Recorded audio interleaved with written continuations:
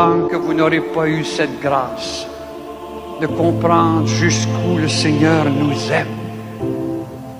Il faudra le demander à l'Esprit qui vienne prier en vous. Interpellez sans cesse le Père pour qu'il vous accorde cette grâce de comprendre la grandeur, l'immensité de l'amour de Dieu pour chacun d'entre nous. Malgré nos péchés, malgré peut-être une vie de faiblesse, de misère, malgré tout cela, il nous dit encore un regard de notre part, un geste de pardon, et il est prêt à nous ouvrir son cœur pour nous établir en lui pour l'éternité bienheureuse. Merci, Seigneur.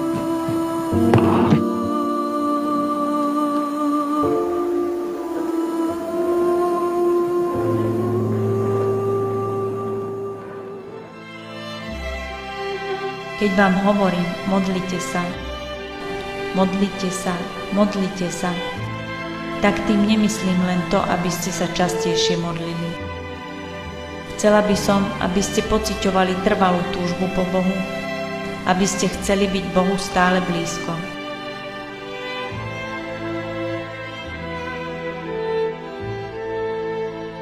Modlitba nie je zábava. Modlitba je rozhovor s Bohom. V každej modlitbe musíte počuť Boží hlas. Modliť sa znamená Bohu rozumieť. Modlitba pomáha, lebo po nej je všetko jasné.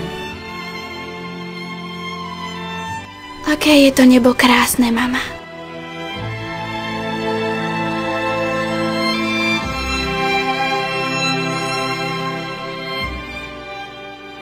Modlitba je tu na to, aby ste sa naučili plakať.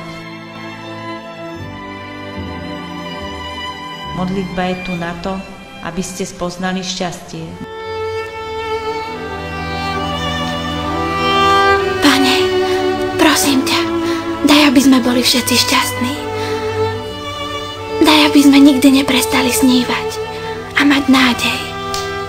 Amen.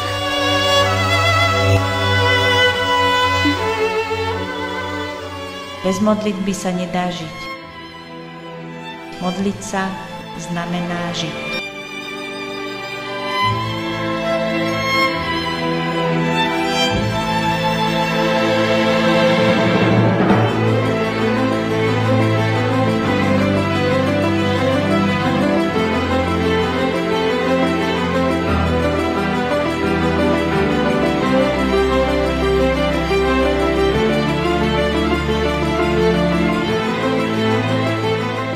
Bez modlitby sa nedá žiť. Modliť sa znamená žiť.